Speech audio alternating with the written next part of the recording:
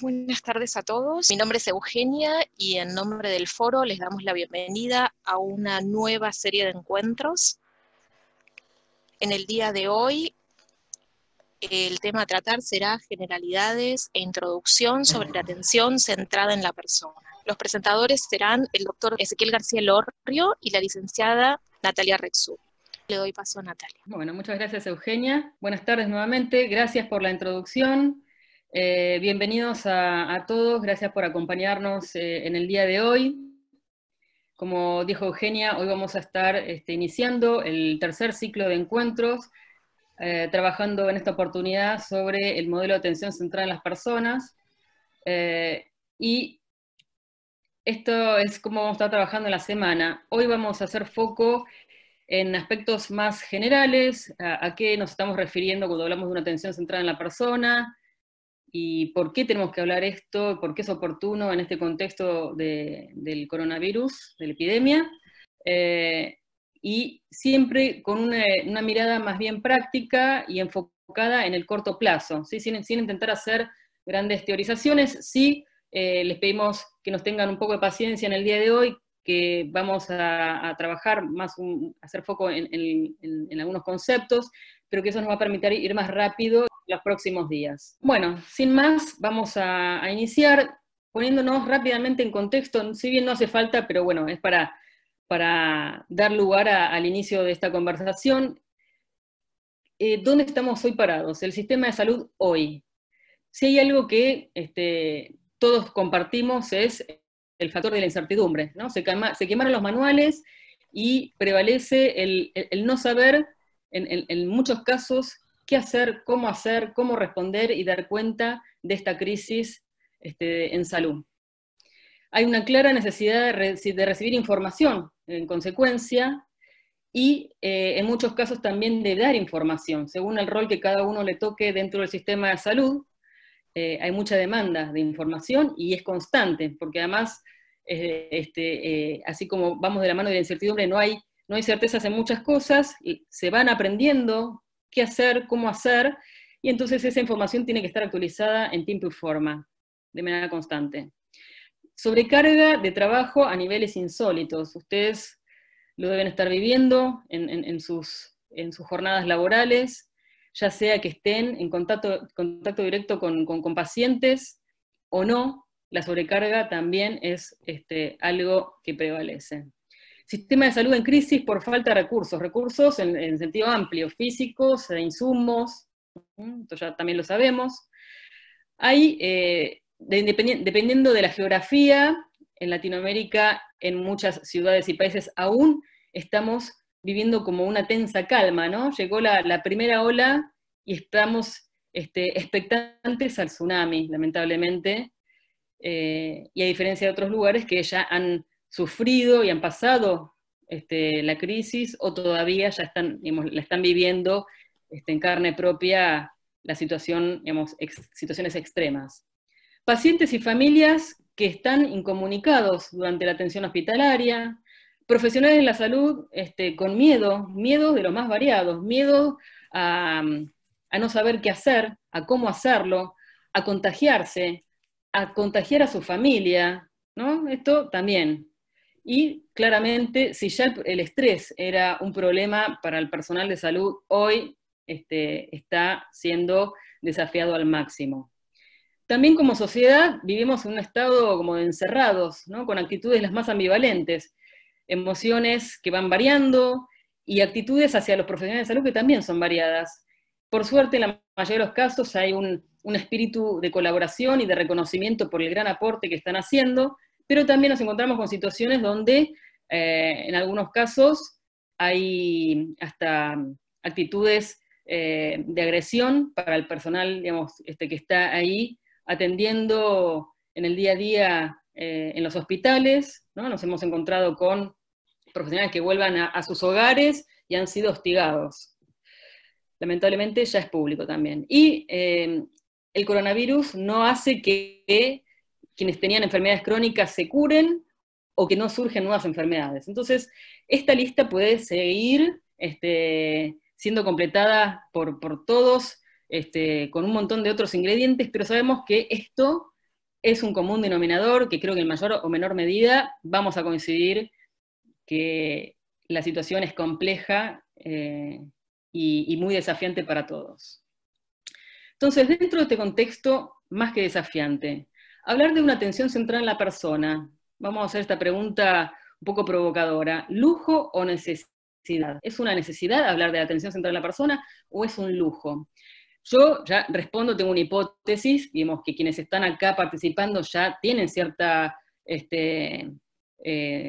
conceptos o inclinación o ideas que hacen que, por supuesto, consideren en su mayoría que la atención centrada en la persona o en el paciente es una necesidad, a pesar del contexto complejo que estamos viviendo, pero no tenemos que dejar de desconocer que si ampliamos la mirada y preguntamos a otros profesionales o personal de salud, puede que consideren que hoy no es momento de hablar de estos conceptos y tal vez es mejor resguardar los esfuerzos y el tiempo a lo que es estrictamente necesario, que pueda llegar a ir de la mano de aspectos más clínicos, ¿no? Que tienen que ver, como por ejemplo, cómo hacer un buen diagnóstico de la enfermedad, qué tratamiento recibir, qué protección deben tener los profesionales de la salud para no contagiarse y contagiar a los demás, etc.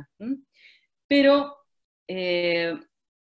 vamos a avanzar un poco y sabemos que si antes ya hablar de brindar un servicio de salud es prioritario ir de la mano de hablar de la calidad y de la seguridad,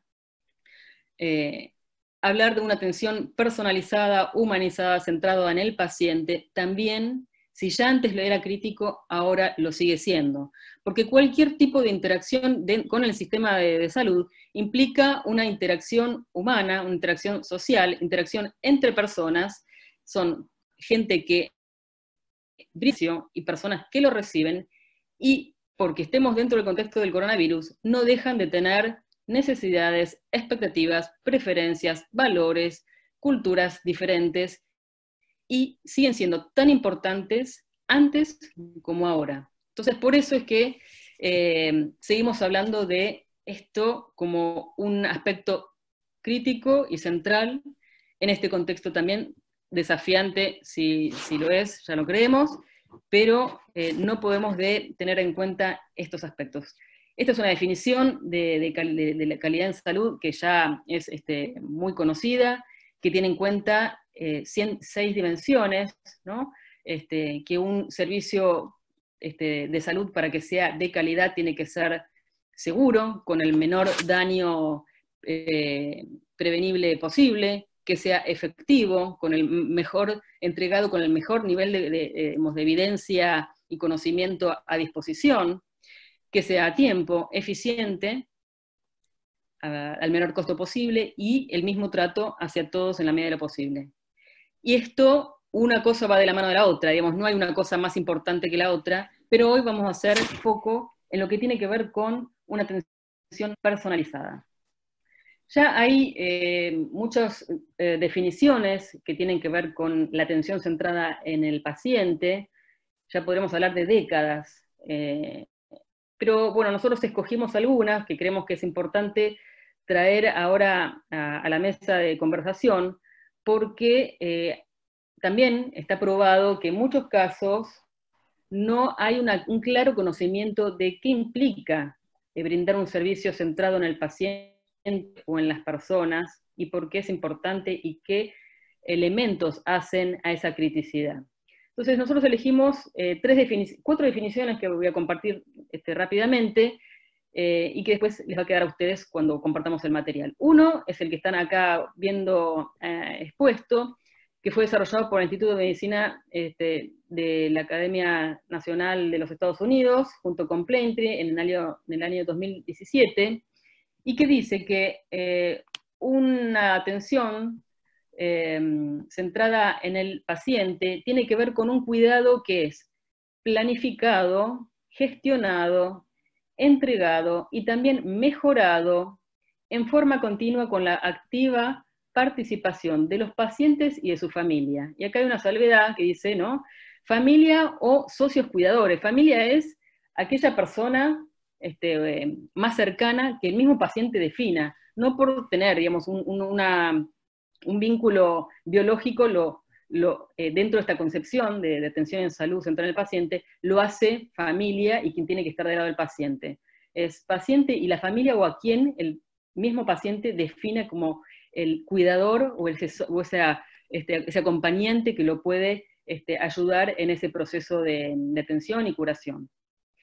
Y este cuidado tiene que estar, que no es menor, sino que es crítico, integrando, como dice al final, las preferencias, valores y resultados clínicos deseados. Esto significa que hay tratamientos como cantidad de pacientes. Esto es dar una atención centrada en la persona y no en la enfermedad, porque cada enfermedad es vivida de una manera subjetiva por cada individuo y es muy importante tener en cuenta cómo es vivido por ese paciente, esa enfermedad o ese dolor o ese padecer. Y tener en cuenta esa perspectiva del paciente y de su familia hace que se definan de manera compartida los objetivos del tratamiento, el proceso de tratamiento y cómo se recibe. Otras definiciones que queremos compartir, una es por el IHI, que dice, que es muy parecido, ¿no? Que hay como 4 pilares que hacen a una atención centrada en el paciente, que la define como una atención que es codiseñada y coproducida con los pacientes y su familia. Esto es, no de una manera unidireccional, donde el profesional de salud sabe lo que le pasa al paciente, cuál es su padecer, cuál es su enfermedad, y de ahí de la mano de un tratamiento, sino que tiene que ser trabajado en conjunto. La segunda consideración es que las preferencias de cuidado de las personas se entienden y se honran, incluso al final de la vida, que se diseñan programas para mejorar el compromiso, la toma de decisiones es compartida, el cuidado es compasivo y empático. Esto es, puede sonar hasta cliché, ¿no? Hablar de la empatía, pero la empatía también hay que profundizar en ese concepto, porque no es simplemente yo como profesional de salud me pongo en el lugar del paciente o su familia, y en función de lo que me imagino que necesita ese paciente, le brindo un servicio. Eso sería una parte. Pero la otra parte es realmente escuchar qué dice ese paciente y sus acompañantes en relación a su situación. Y para que el paciente y o la familia pueda también emitir, digamos, una opinión, compartir una preocupación o dar cuenta de sus preferencias, no se da de una manera tampoco natural, sino que requiere de que reciban información y educación, ¿no? Entonces acá es otro concepto a tener en cuenta, la educación en salud, para el paciente, la familia y la comunidad. Y por último, variable que también es muy importante es que se asegura que las comunidades reciban el apoyo necesario para mantenerse saludables y proporcionar cuidados a sus seres queridos más cerca de casa. Entonces también una atención central a la persona implica una institución, una organización que gestiona hacia adentro con esta filosofía, de puertas hacia adentro, pero también de puertas hacia afuera, porque se debe a su comunidad, y no importa solo hacer foco en brindar un servicio una vez que el paciente requiere una atención, sino qué podemos hacer de manera proactiva para generar condiciones de bienestar y de salud a la comunidad para evitar también muchas otras circunstancias que luego requerirían una atención y una demanda al sistema de salud. Y por último, compartir esta otra definición del Picker Institute, que también lleva como 20 años de historia, Plaintree unos 40 años, como para también, digamos, compartir que estos son desarrollos que llevan mucho tiempo, ¿no? Y que habla de 8 principios. Uno que tiene que ver, que ya hablamos de tener en cuenta y respetar las preferencias de los pacientes, la importancia de coordinar el cuidado, ¿no? ¿Cuántas veces en el proceso de atención se genera una sensación de desconfianza del lado del paciente y de la familia, cuando se le preguntan muchas veces una misma cosa, ¿no? O cuando se queda evidenciado que no hay una integración entre los profesionales, o entre los servicios, o entre la institución y otros proveedores del sistema, ¿no? Porque cuando hablamos del continuum del cuidado, hay que tener en cuenta no solo lo que ocurre en el punta a punta de la institución, sino antes de que llegue a la institución, y por supuesto también a posteriori, una vez dada el alta, ¿qué hacemos como profesionales para que tanto el paciente como la familia cuente con la información y el conocimiento suficiente para lograr sostener un tratamiento y promover una actitud, digamos, de autogestión y de autonomía? La información y la educación, como el tercer pilar, que es lo que también ya mencioné. La importancia de tener en cuenta el confort físico, ¿no? Por ejemplo, el cuidado del dolor, pero también el soporte emocional. Muchas veces las emociones tienen un impacto tan fuerte como el dolor físico, ¿no? ¿Qué hacemos para atender las ansiedades que genera el estar enfermo, el sentirse enfermo, los miedos, el miedo y la preocupación no solo por la enfermedad de uno, sino por cómo esa enfermedad me impacta a mí y a mi familia, ¿no? La condición económica que se puede ver impactada? Entonces, es tener en cuenta una visión holística de la persona, no solo ese órgano o esa enfermedad que está afectándolo. Involucrar a la familia y a los familiares, no solo como un acompañante más, sino como un integrante más del equipo, ¿no? Así como el paciente tiene que ser un miembro más del equipo de atención, la familia, se habla de un concepto de, hay programas inclusive, ¿no? Del socio cuidador, como se empodera también a la familia o ese cuidador que acompaña al paciente, que ayuda a agilizar inclusive durante una estadía hospitalaria, facilitando hasta alguna atención que necesita el paciente, y también a la hora del alta, ¿no? En la medida que han sido partícipes del cuidado, están más empoderados para poder acompañarlo en lo que viene después de una internación, por ejemplo. Y esto va de la mano de continuidad y transición, ¿no? Cómo cuidamos esto, como decía antes, puertas hacia afuera de la institución.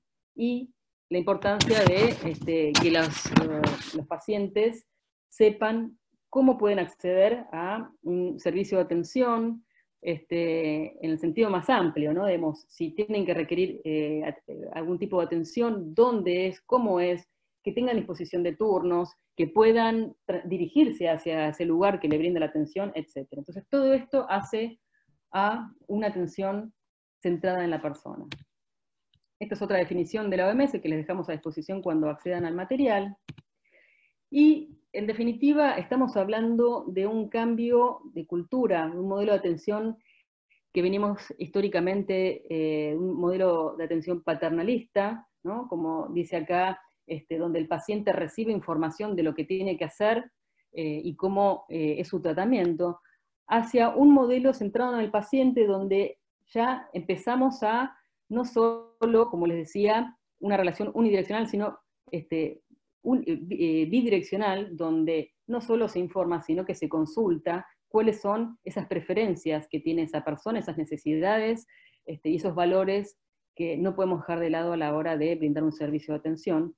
Y no solo eso, brindar una atención centrada a la persona implica hasta una relación de asociación, de colaboración, donde los pacientes brindan información constante y participan en la definición y hasta en la estrategia de un sistema de cuidado.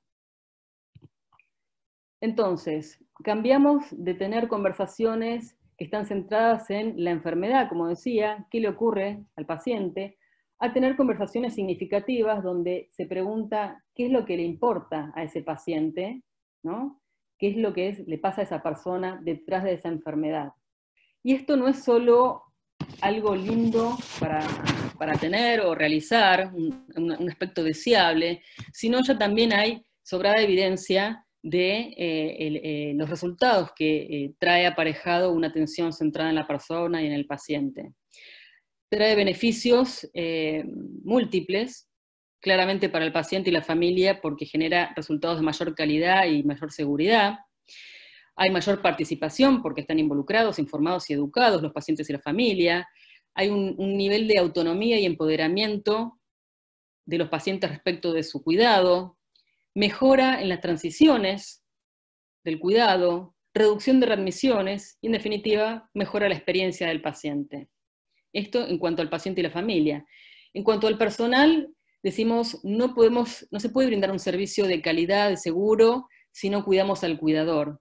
Entonces, es como las dos caras de la misma moneda.